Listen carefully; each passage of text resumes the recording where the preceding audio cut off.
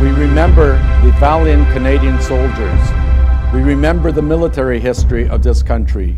We remember those who fought in order to ensure that we have the security that we have today and all the freedoms associated with that. Here in Saint-Jean-sur-Richelieu, there were the familiar, sorrow-filled sounds and sights of this day of remembrance. In Flanders Fields. Flanders Fields, the last post. We remember that in World War I, 620,000 Canadians were in the battle. We remember the frontline divisions. We remember in World War II, 1 million Canadians joined the army. We remember the brave Canadian soldiers in the Korean War, in the First Gulf War, and in Afghanistan, where 40,000 Canadians have fought. We remember and pay our respect to them. But it is also important to remember now that we are once again at war. Yes, Canada is at war. Radicalized man killed by police after running over 2 soldiers. A man who law enforcement officials believe had recently become radicalized was shot dead by police in Canada after he rammed 2 members of the Canadian Armed Forces with his car late on Monday morning. It's been declared against us by radical Islam.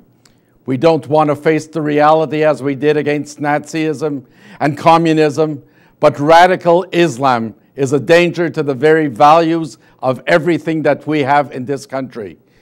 Capital, where the area in and around the country's parliament remains on lockdown after a series of shootings in and around the parliament building.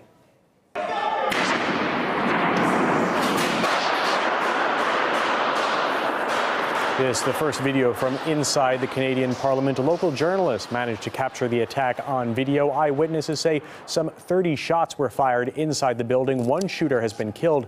Police are still looking for several other suspected attackers. We are proud of our freedoms. We have to ensure that they continue to be enshrined and safe.